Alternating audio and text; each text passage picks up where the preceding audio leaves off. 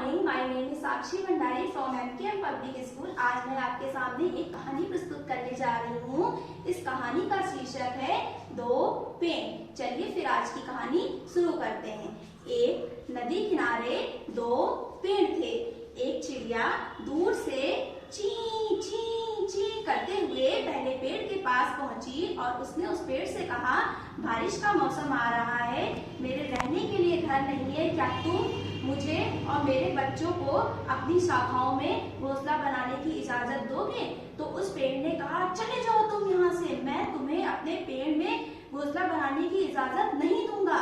तब वह चिड़िया उदास होकर दूसरे पेड़ की ओर चली गई। ची ची ची ची। तो उसने जो बात उसने पहले पेड़ से कही थी, सेम वही बात उसने दूसरे पेड़ से कही, क्या तुम मुझे और मेरे बच्चों को अपने पेड़ में घोंसला बनाने की इजाजत दोगे? तो वह पेड़ ने मुस्कुरा कर कहा कि हाँ, आप मेरे पेड़ में घोंसला बना सकती हैं। तो वह घोंसला बनाकर उस पेड़ पर रहने लगी। फिर क्या हुआ, कुछ समय के बाद बहुत तेज से बारिश हुई। बारिश होने के बाद पहला पेड़ पानी में गिर गया। पहला पेड़ पानी में गिर गया।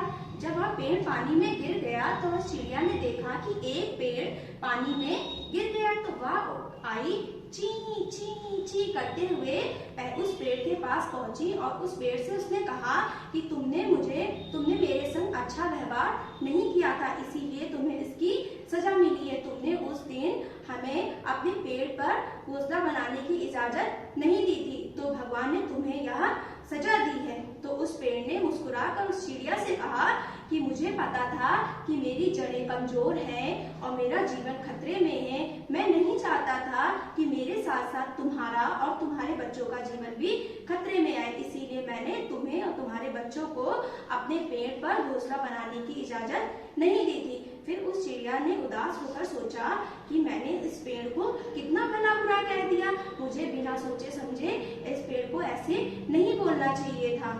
इस कहानी से हमें यह शिक्षा मिलती है कि हमें कभी भी किसी को भला बुरा नहीं बोलना चाहिए। बिना सोचे समझे हमें किसी के बारे में कुछ नहीं बोलना चाहिए और हमें पहले उस इंसान को परख लेना चाहिए, समझ लेना चाहिए, देख लेना चाहिए, फिर ही हमें उसके बारे में कुछ बोलना चाहिए। धन्यवाद।